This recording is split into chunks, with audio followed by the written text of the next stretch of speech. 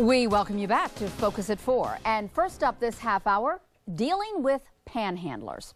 Panhandling, in case you don't know, is illegal.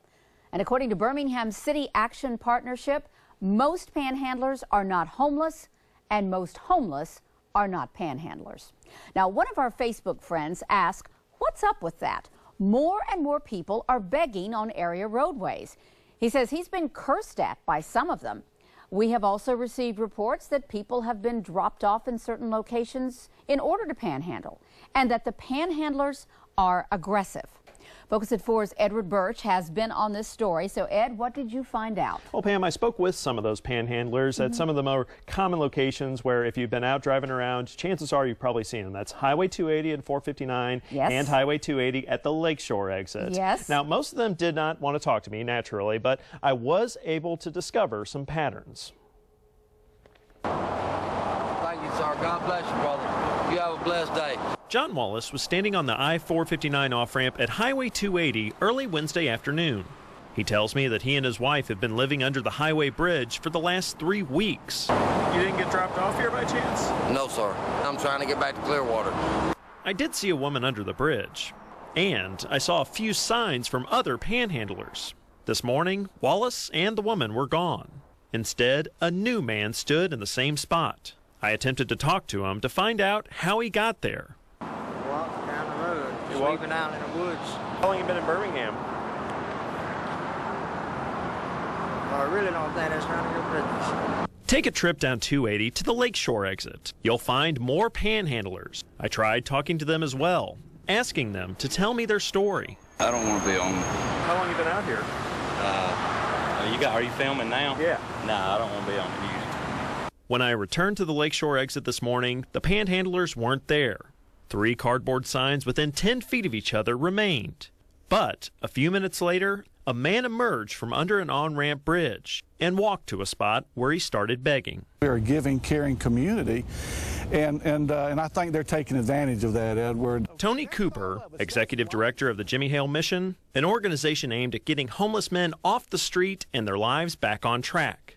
Cooper says giving money to panhandlers doesn't help.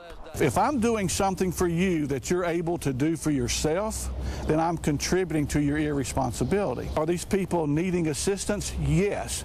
Is money the answer for that? Probably no. Cooper tells me if kind souls try to offer real help, like food or work, panhandlers often reject them. Giving money is, for the vast majority of the time, is just not helping them. And the panhandlers, for most of them, it's a scam, and they're taking advantage of your generosity and your compassion. Jefferson County Chief Deputy Randy Christian says spotting the scammers isn't difficult. They're very aggressive. They get into the traffic and stop traffic and impede it. They knock on windows.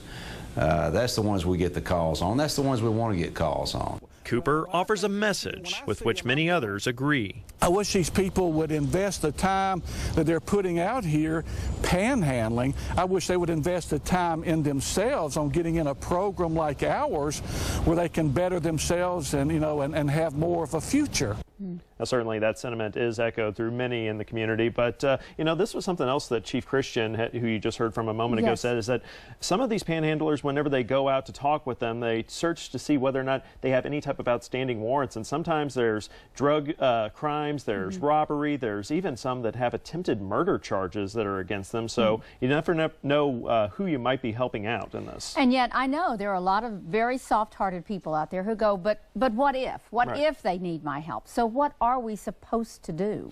Well, the City Action Partnership actually would agree with Cooper in that you don't necessarily want to give them money, give the panhandlers money, because that often fuels addiction, and that we sometimes become enablers to this and to what they're doing exactly. And also just to notice what a panhandler is doing, some of the trends, where are they, what are they wearing, and kind of give the description maybe to local law enforcement officer, especially if they are recurring and showing up in an area again and again. Again and again. Very interesting story. Thank you so much. We appreciate it.